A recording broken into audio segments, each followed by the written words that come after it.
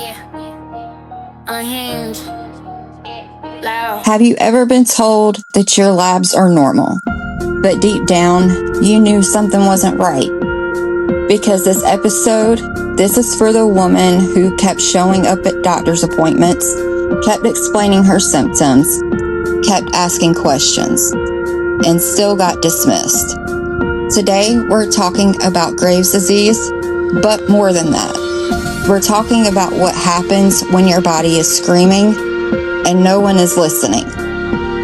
Welcome back to Unhinged N Loud, where I help you understand your body, decode your labs, and advocate for your health without being dismissed. I'm Amber, and today's conversation, this one is powerful because it's not just about diagnosis, it's about the journey before the diagnosis. So, Aaliyah, what were your first symptoms? Like, did they feel random or were they connected? I felt like I was catching a cold, but I never got sick. So I was fatigued, my muscles were hurting, my heart rate's a little fast, my temperature was much warmer than usual.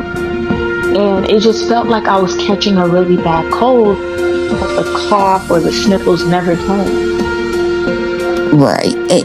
And see, this is what I call the autoimmune timeline, which is the whisper phase, where symptoms show up quietly, but they're not random. So what happened when you went to the doctor the first few times? Did you feel heard or were you dismissed? And what exactly were you told? So I booked an appointment for my doctor. I'm a veteran, so the doctor I go to is most likely private and I can just, get seen right away. And when I went... Right, like the VA hospital and stuff. Yeah. And I went, and when I went, I explained to my doctor how I was feeling, and they ran all these tests on me, all for it to come back, oh, you're normal, or them, to feel like I was faking, or it just seemed like, the test results wasn't matching. The first test results that they did was they drew my blood to see if anything was wrong. And they just tested me for allergies. They did all sorts of tests to see why I'm feeling this way. And it came back, I'm perfectly healthy.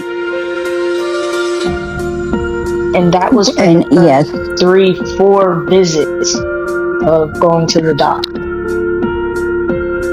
And see, this is also something I talk about on this platform, which is the medical gaslight cycle. So basically, it's like you have symptoms appear, and then the patient seeks help, but then gets dismissed or misdiagnosed, and then your condition just worsens. And by the time someone finally listens, it's like you're already deep into this storm.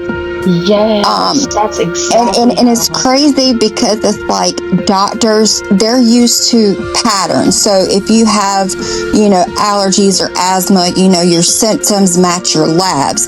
But autoimmune is so systematic. And that's why I created the website to help, keep track of your labs, keep track of your symptoms. So by the time you go to the doctor, you have everything in a PDF. You can print it out.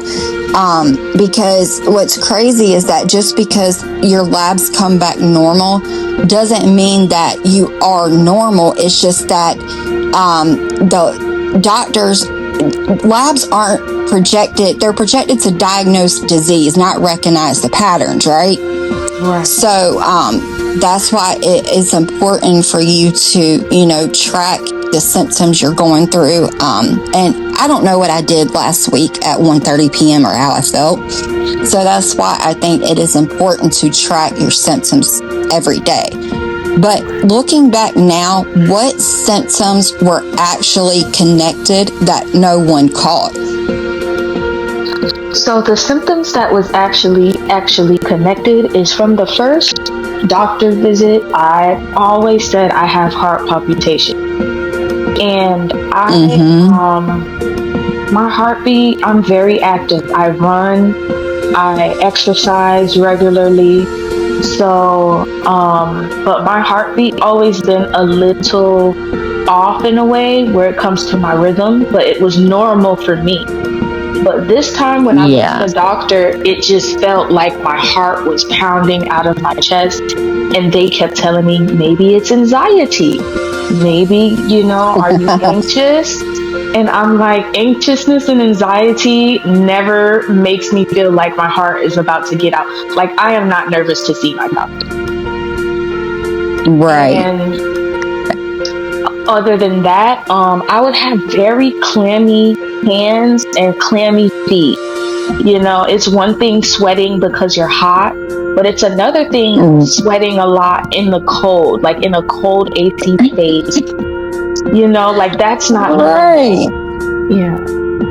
And see, we know our own bodies better than anybody else. And so, they're looking at you like, okay, it's old age and, it's maybe anxiety. Maybe you just need more rest. And we're thinking like, no, like that's not what it is. And, it's so hard for them to listen to you because they don't understand your body like you do.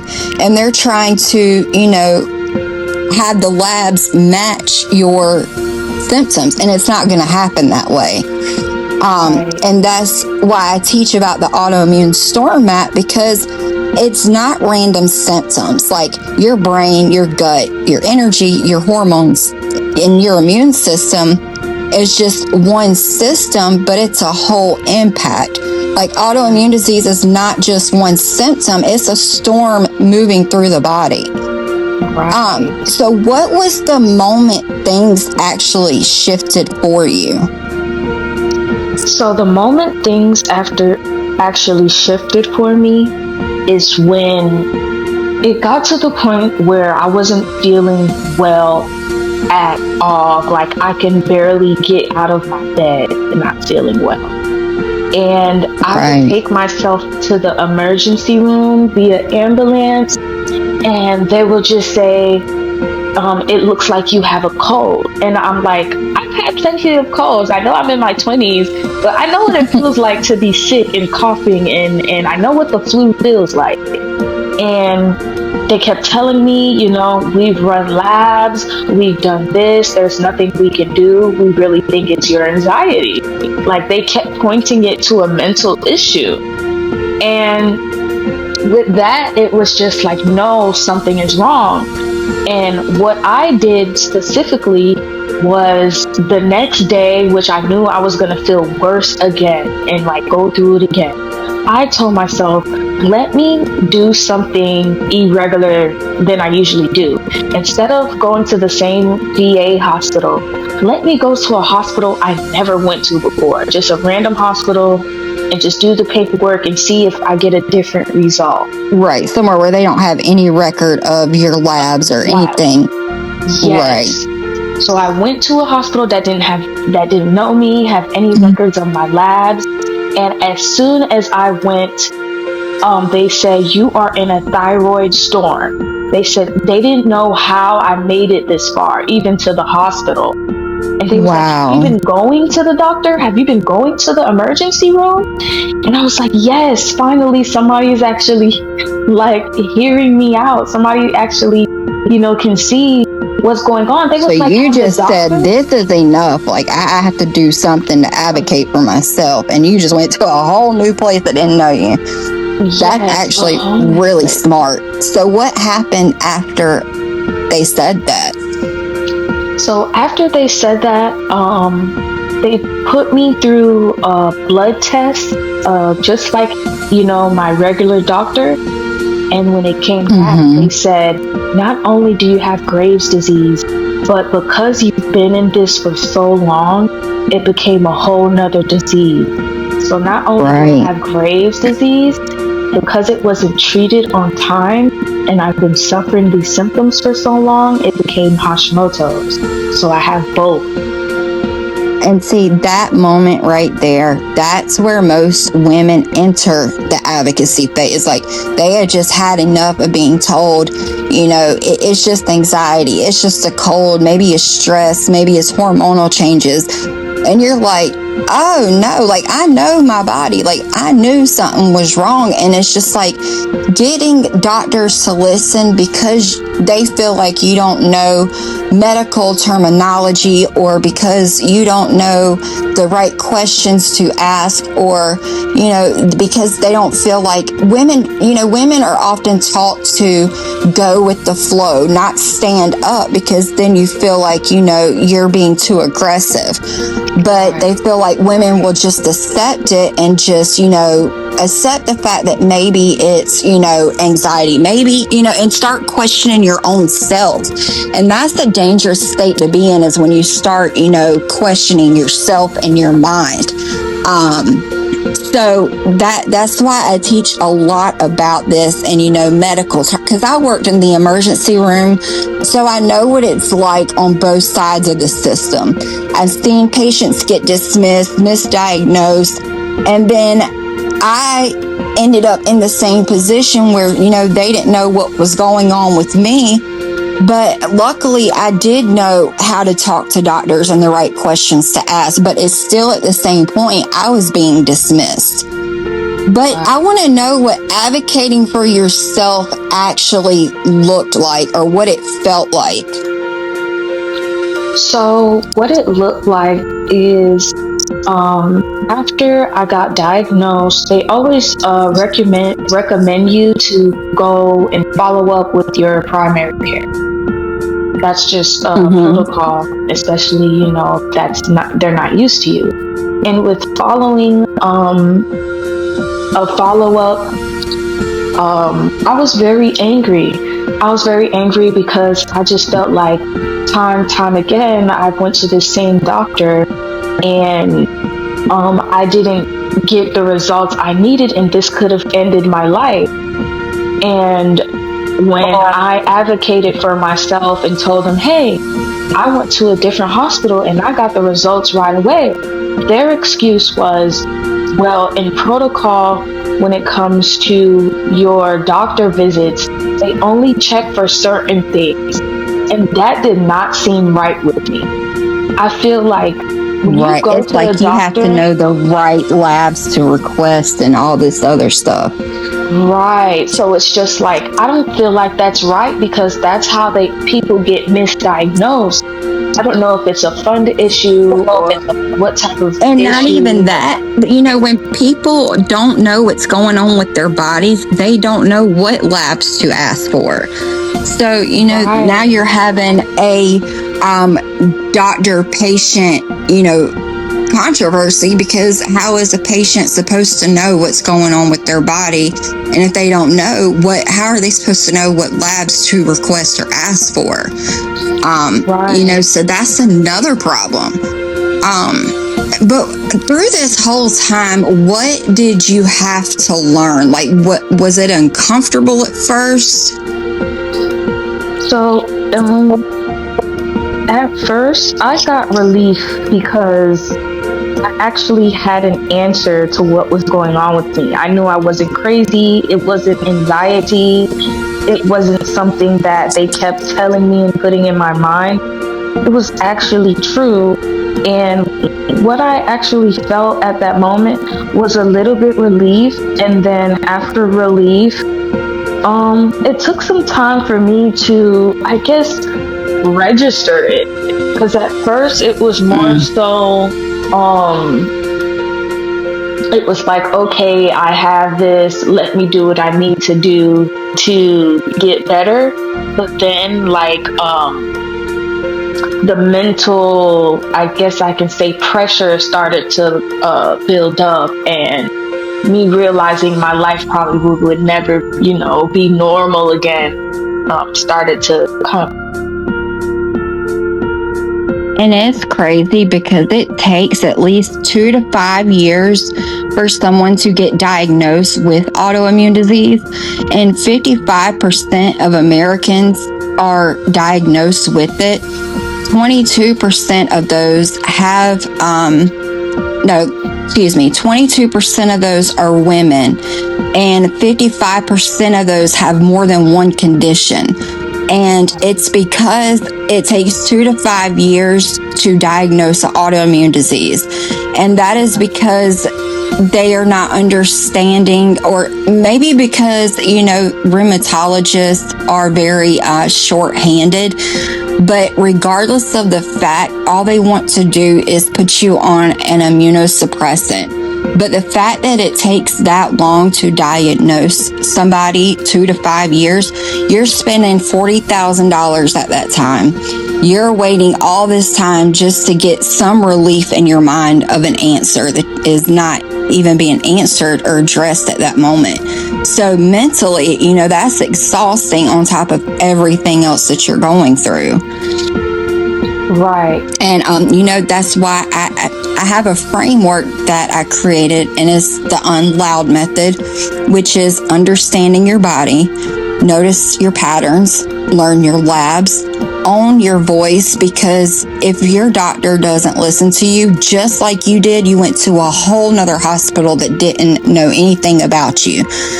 And, use root cause thinking and document everything, because that is how you stop being dismissed. Right. You have mentioned faith before. What role did that play in your healing? The role faith played in my healing is I just believe that this is not the end for me. And I guess you can say strong-headed. I don't believe in, if you have a disease, you should just be on a couch. Or if there's something wrong with you, you should just be on a couch. I believe as long as you're breathing and you can walk and you can get up and eat and use the restroom, that you should push. Because if you're able, Absolutely. To do that, then you're able, 1% is all you need. And it took me a long time to realize that. Some people think oh, I'm functioning at 50%, or they're so worried about the can't that they forget about the do. And even if that do is just 1%, that's enough to push to get better. You are absolutely right on that. Anything is possible as long as you don't stop. I feel like you cannot quit until you get to the finish line. And God did not start you on this path just for you to quit on yourself. Things that are easy, everybody would accomplish. Things that are hard, you have that 1% to help other people, and you just can't give up on yourself. Otherwise, you would have no story to tell. So when you mentioned faith, that was really big to me. Yes. I also feel another thing, people tend to feel when you're going through the storm, or when a diagnosis happens, like a disease or cancer or any other thing that's very ill, that God is abandoning you, or he's not hearing me. And that's not the case. I actually feel and have faith and believe in his word.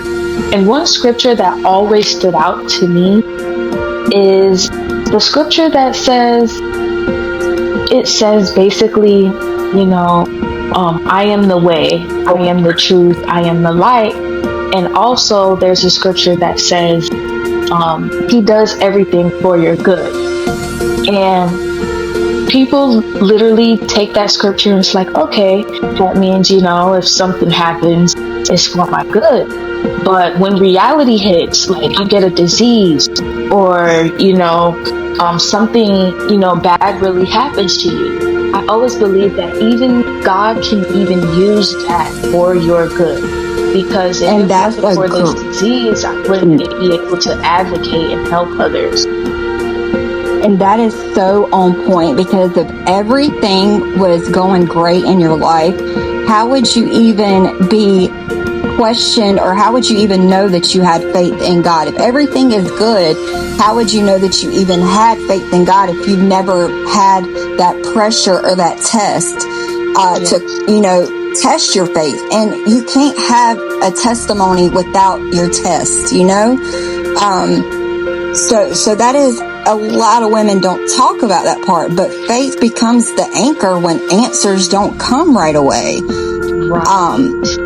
So, you can't, that's just like, you always having everything you always wanted, but how would you know where you stand to your friends if you didn't fall and see who came and backed you up at that moment? You can't have everything good and not be, you got to have some type of test to see, are you really on God's side, or are you really, just there because you think everything is good all the time? Right. So that's a great example. What I want to know what this journey has done to you mentally. Like, did you ever feel like you were losing yourself, or what happened when you come back to yourself?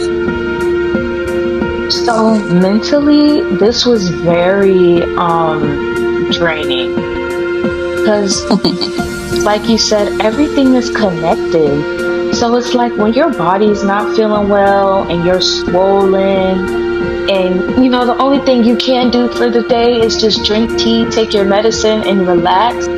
It mentally messes with you, especially if you're active, especially if you work, if you're in school, or you're doing, regular day-to-day stuff. It makes you feel, drained. It makes you because your body is drained. Yes, it makes you feel less than. Like you want to be capable of doing more, but you can't because of the ability, your abilities is lacking right now. So it just makes you feel, a little lesser, I should say, of like a regular human being mentally. Yeah, you're exactly right. Like, this is the invisible side of chronic illness, like, that no one prepares you for. And, it's sad because, my mom had breast cancer, and, that you could physically see, and chronic illness or autoimmune is an invisible illness. So it's like, if they don't see it, then it must be invalid, or, you must be making it up. And that part, no one mentally prepares you for, because it's just like, just because you can't see it does not mean that I'm not fighting this every day. And that's a tough place to be in mentally. Yeah, it's a really tough place, but especially with Graves' disease, you have bodily changes. You gain weight really fast, and you get skinny really fast. I've gained 60 pounds in a month and lost 75 pounds in a month. And that's just like the fluctuation of like my body weight. So even during that time, most people around me were just saying, is she sick, or like, are you stressed, or like, they were saying all these things, and the whole time I didn't know I was diagnosed, or the whole time I didn't know I had Graves' disease, and I was even wondering like, what is really wrong with me? And that was a symptom that was obvious and people could see, and I would think to myself, maybe it is stress, but I don't really feel stressed out, or I would listen to them instead of really listening to my body and figuring out. But it got to the point where it was just like, now I need to do what I need to do, to know what is really wrong with me. Because weight fluctuation is very, it'll make anybody think like this person is sick. If you see anyone that's like 180 pounds, at the first of the month, and on the 30th of the month, they're 99 pounds. You're gonna think you would automatically assume drugs are sick. Like, like this person's on drugs, or this person's sick, and that's exactly what I went through. Yeah. I've been no bigger than 125 my entire life. Even throughout pregnancy, as soon as I had my kids, I was back down to 120, 125.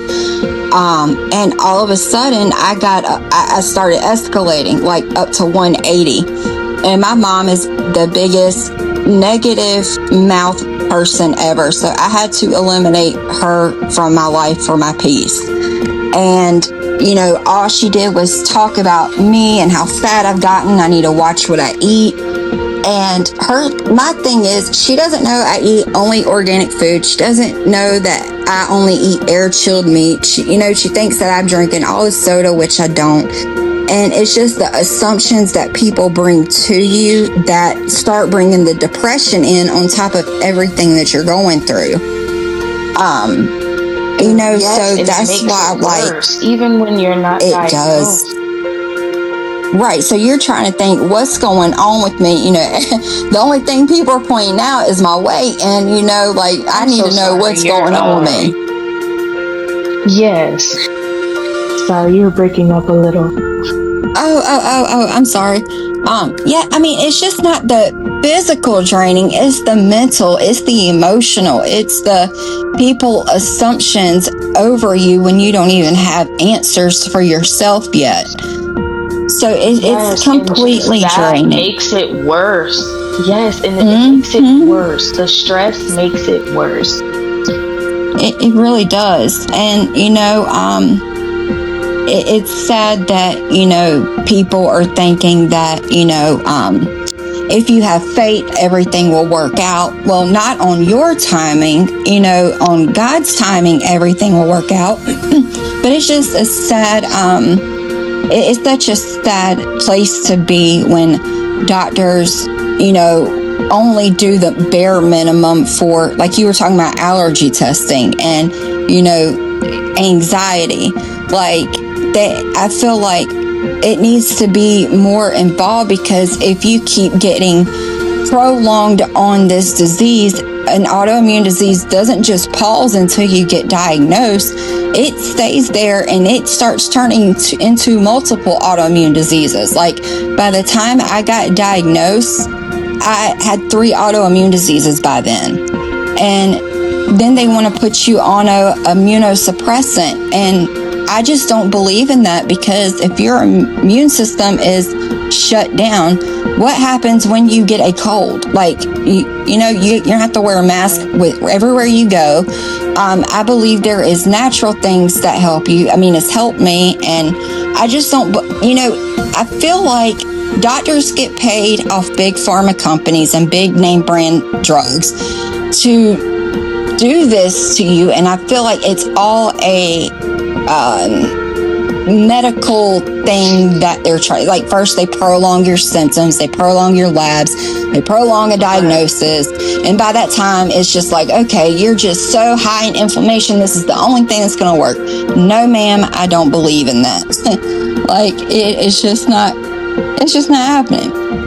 But say if a woman is listening to this right now and she feels like something is wrong, but no one is listening, what would you say to her? I would say to her, don't give up. You might feel like someone's not listening right now, but do what you need to do to get the help you need. Like I did when my doctor wasn't listening. I didn't care about the money. I didn't care about how much I had to spend or where I had to go. That doesn't matter. What really matters is your health. Yeah, I didn't stop, because nothing stopped me. You can be dead broke, find a way to get into something new. Change your doctor, even if you want to go the histolic route. People need to learn how to pivot. I feel like if you're going through something like this, it's so important to know how to pivot. And pivot doesn't mean just go a whole new direction. It's taking the same route but a different road, if that makes sense. It's like, most people like shortcuts, but you're going to the same destination. That's what pivoting is. You were absolutely on point about that. I feel like you are not stuck with that doctor. If you are not getting the answers that you want, you always have the option to change doctors. Do something different. If you are not happy or satisfied, or they are not doing what they need you to do, the doctor is working for you. You are paying them, regardless if it's out of pocket, insurance, or whatever. They work for you. So if they deny you something, tell them to put it in your chart, the reason why they're denying you this. Switch doctors as many times as you need to. I've done it 3 times, and you just, I know it's a pain in the butt to have to keep redoing the same thing over and over, but it's better than staying with the same doctor who was not giving you any answers that you were asking. Right. And just don't give up, because I know when you have an autoimmune disease, you feel drained very fast. You want to sleep all the time, or you're hungry and drained and just sluggish. Just push as much as you can, because the moment you get that help, it's gonna be so good for you. You're gonna feel so much more relieved to know what you're diagnosed with, and you're gonna actually get the help you need. Right. You are absolutely right. Is there anything you want to add to your story that I have not covered, or you want to discuss about Graves' disease? Like, what was your first symptoms besides the cold? Like, what this all actually has felt like, your experience? So after just feeling like I have a cold, it went from that to actually being sick very often. Like, I'll get a flu, and then I'll heal from that flu, and I'll be sick again in the next 4 or 5 days. And that doesn't make sense when you have the flu shot, when you're taking, medicine to help you with the cold. It just doesn't really make sense on why am I frequently getting sick. That should be a sign. Another thing besides that and your weight is breakouts.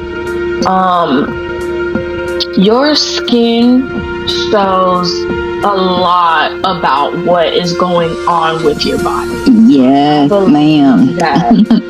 And after the colds and, these symptoms, I started to get these really bad rashes on my face. The acne was so bad. It looked like I had an allergy reaction. I mean, swollen face, bumps everywhere. I was so embarrassed to even go outside. And like, when that started to happen, I was like, this is a blood issue. And that was something that let me know this is a blood issue. When things affect the skin, it has more to do with your nervous system, and it's a blood issue, because skin renews itself every day. And that's the truth. We shed skin and we shed hair every single day. So if you're having problems with your skin, it's an issue that has to do with something that doesn't shed, your blood, your organs.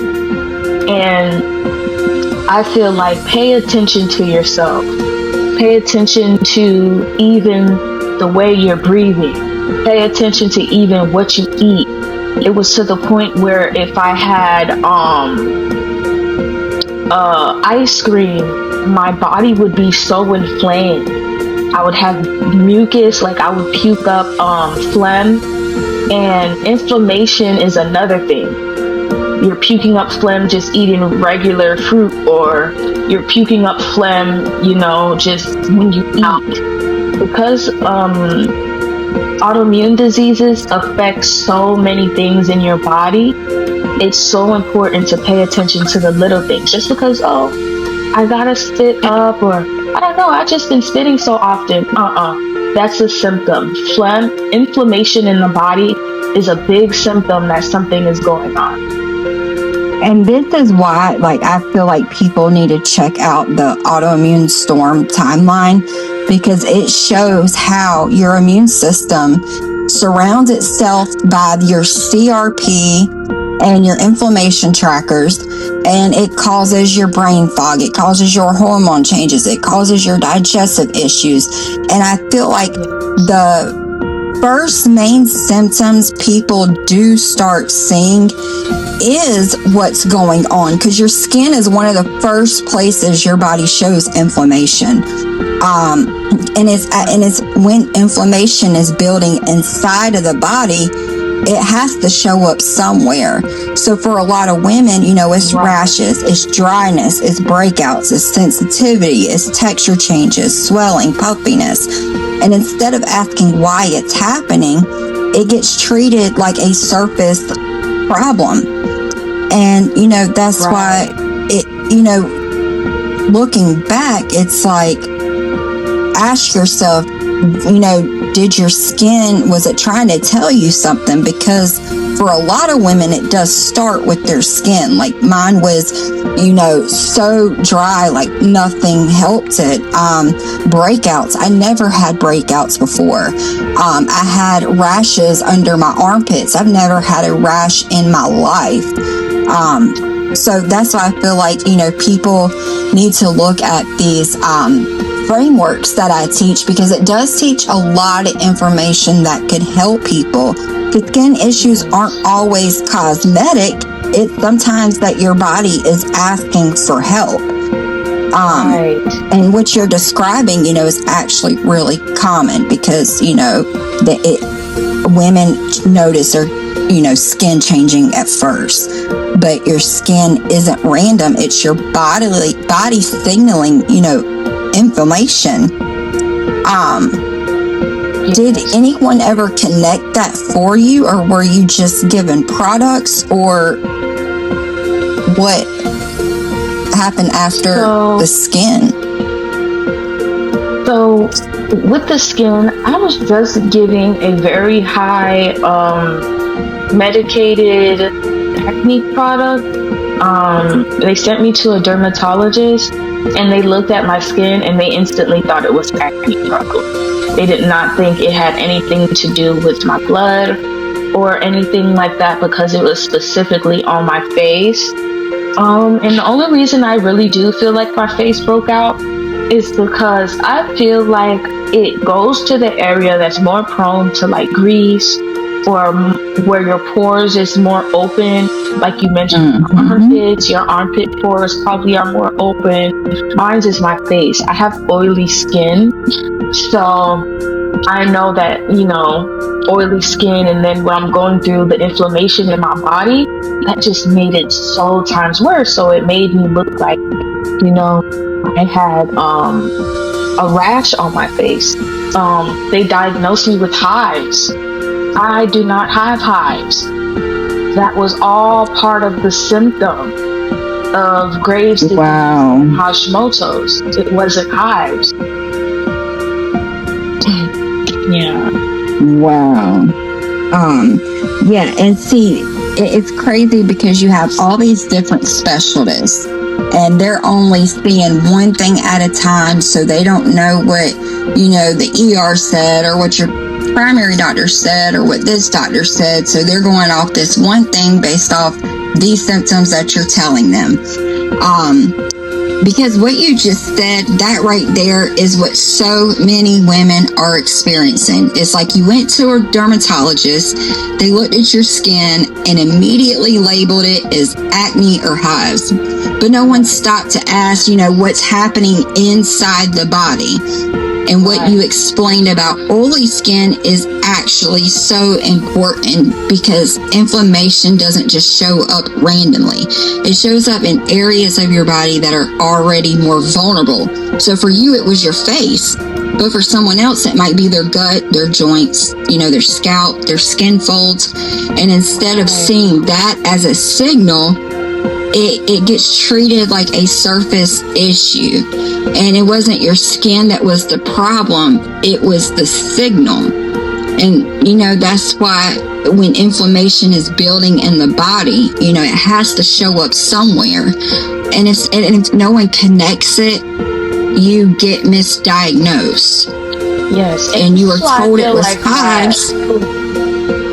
that chart you made is so good, because this is why I feel like it's so good for women I feel like it's better than a doctor. The only reason why is because doctors don't really look at all the symptoms. And for example, another thing that I experience is yellow toenails. And yellow toenails is directly connected to thyroid issues, or the cold sweats and clammy hands, the fast heart rate. If there was like a checklist where you could check off all these things, or like a system, it would literally tell you. I have that on my website, girl. Yes. I have that all on my website. And it's crazy how doctors can't put symptoms together and literally properly diagnose you, check your blood for it, and then diagnose you to be sure. I do feel like that's a problem with the medical field. I feel like if you can check for diabetes, or if you can check for high, any other, HIV, or like those, take blood tests. Why are you just looking for specific common things I feel like there should be a system that, when they put the blood in, or I don't know how it's really done, but I feel like if you can check somebody's blood for diabetes or any of these other diseases, immune diseases should be in the picture. Well, here's the thing, is that they have tests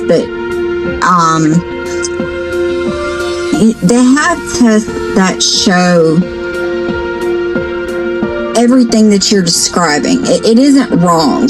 And it's not that doctors don't care. It's just that the system isn't designed to connect the patterns.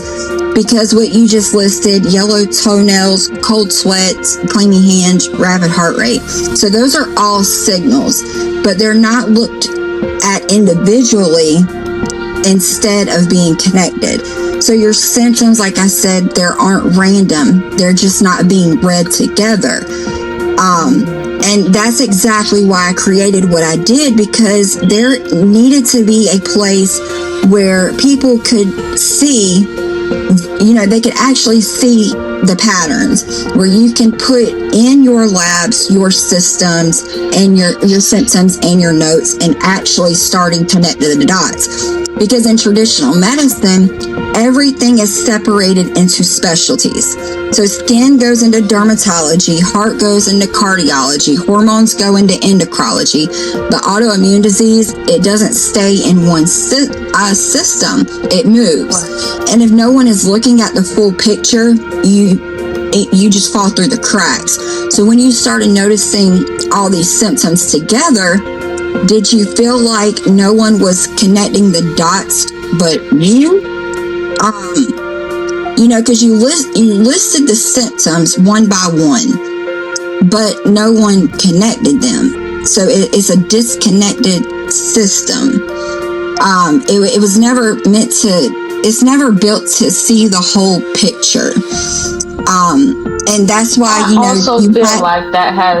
also feel like it really does have something to do with the doctor too, because only due to the fact that I have proof with the unknown hospital that I went through. That doctor literally took all my symptoms and then checked my blood and then diagnosed me in a day. But it took my doctor years to try to figure out what was wrong with me, because I just feel like, I don't know, I honestly feel like it's a bit of laziness in the medical field. Honestly feel like, okay, fast heart rate, go here. Okay, your face is breaking out, go to dermatology. But it takes certain doctors to realize, okay, these are different type of symptoms, and this is why you're feeling like that. Let me see what these symptoms are connected to, or let me see what's really I'm really glad you said that, because there are doctors who actually take the time to listen, who look at the full picture, and who connect the dots the way they're supposed to. And what you just described is exactly what should be happening. They took your symptoms, they ran your labs, and they put it together. And that's not luck. That's what happens when someone actually looks at the whole body. So it's not the answers. It's not that the answers don't exist. It's not every provider is trained or positioned to connect everything.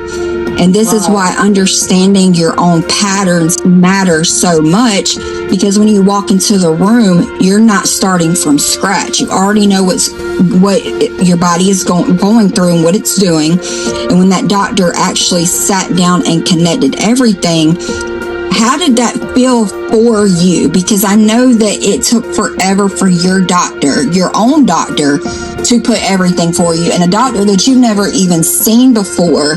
Like, how did that moment feel for you? So, I'm so thankful to God for that doctor, because that doctor was an emergency room doctor. This wasn't an endocrinologist. This wasn't, a doctor that's just, specifically a doctor for the blood or tests.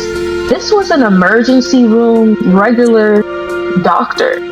And I was so, grateful when he told me. I was really nervous because I really wanted to know what was going on with me. And I was in the emergency room, has separate rooms if somebody needs to stay overnight or a day or two. And they put me in that triage area. And he let me know on the second day. And when he let me know, I was shocked.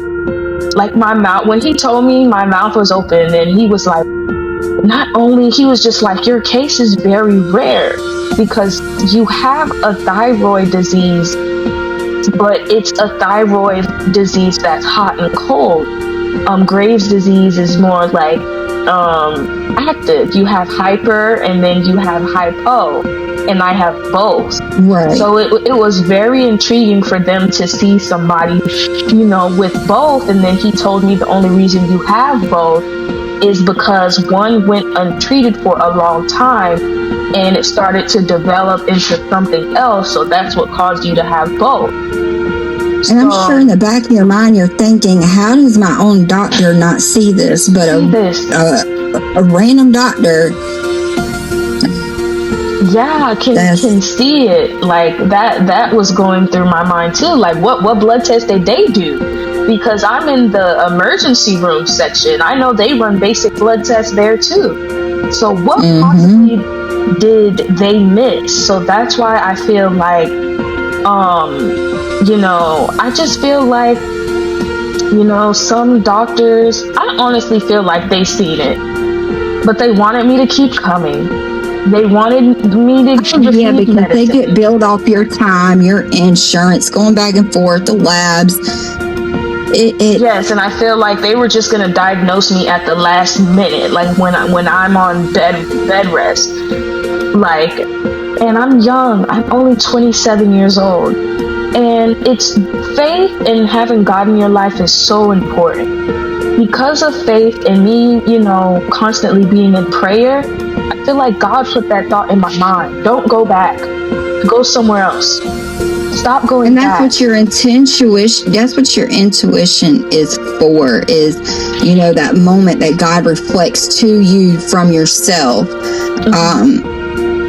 I feel like that's what you have that inner thought for a reason, but it's like I can feel that moment for you. Like, you're just sitting there, you've been searching for answers, and then in just that one moment he gives you clarity, like that mix of shock and relief. That's a real feeling. Yes. And that also, it's like when you have family members and stuff and they see you going through it, they're thinking the same thing as your primary care. Well, your doctor said there's nothing wrong with you. Well, your doctor said it was this. Your doctor said it was that. And no one's really listening to how you truly feel. Like you said, this is a disease that you can't really see. It's more of like a feeling. Like, I feel sweaty or clammy, but you can't really see the sweat. You only can feel it if I touch your hand, or you see pimples, but you might think it's acne. Or you might see me get big and you think I'm overeating, when that's not the case. It's not me not being able to take care of myself or me not being disciplined. This is an actual autoimmune disease. Yeah, and that's one of the most important emotional moments. The family invalidation, the misjudgment, the internal versus external reality. That's one of the hardest parts, is when the people around you are repeating what doctors said. And so it's not just one voice now, it's everyone. And you're sitting there like, I know what I feel in my body, but no one else can see it. And that's what makes autoimmune disease so hard, because you feel it, but you can't always prove it.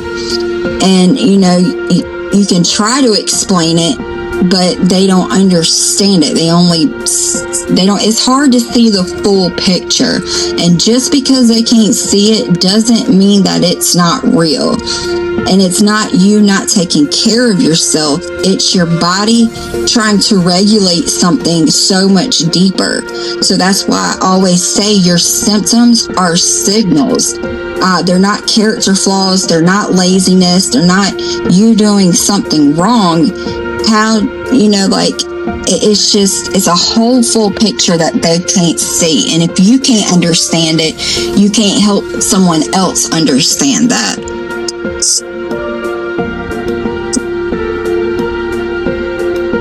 I want someone out there to know that with God, you are not alone.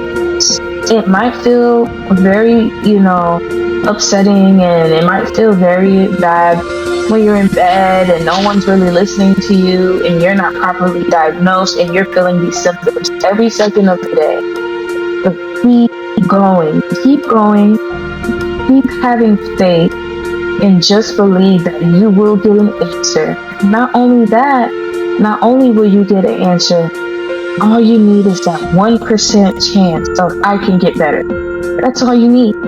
When you get diagnosed, it's the mentality for it for me, because I feel like your brain is a whole organ on its own, and you can talk yourself into death. You could talk yourself into sickness, but on the opposite side, you could talk yourself healthy. So I feel like your mindset is everything. So that's very important. But not only do you need God, you have so many people in the autoimmune illness communities that have felt the same thing that each person has gone through. So you're never alone, in a sense of, if you need somebody to talk to, if you need somebody to, tell your symptoms to, you don't have to explain anything to us, because we know exactly how you feel, exactly what you're going through. So there is no talking to convincing, because we know it. But that was powerful, because what you said, that's what keeps people going. That's that 1%, that small amount of maybe I can get better. That's everything. All you need. Yes. And I love that you brought up mindset. Right. Right.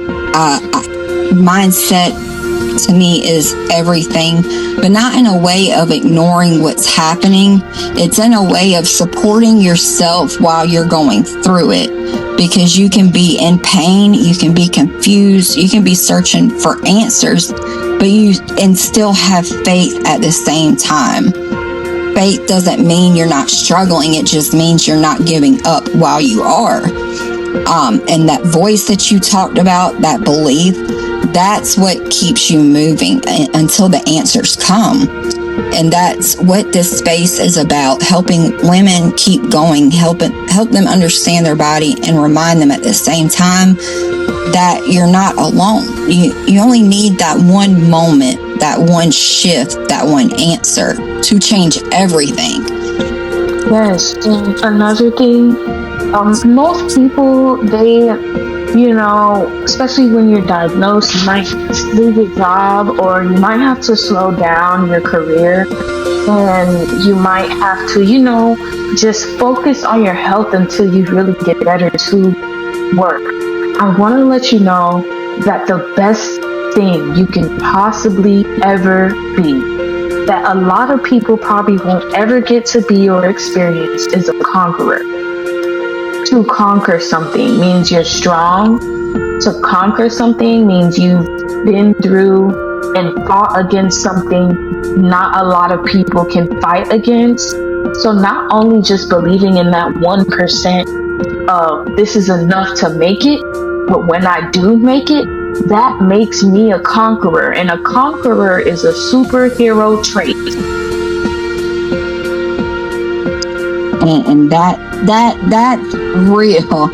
A lot of people don't talk about that part, and the part where your life actually changes, where you might have to slow down, you might lose a job, you might have to change everything or shift everything.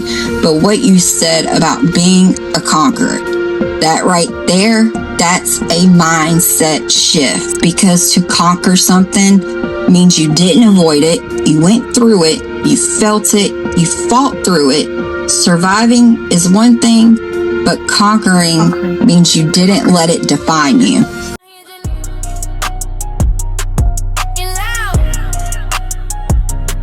If they sleeping on us,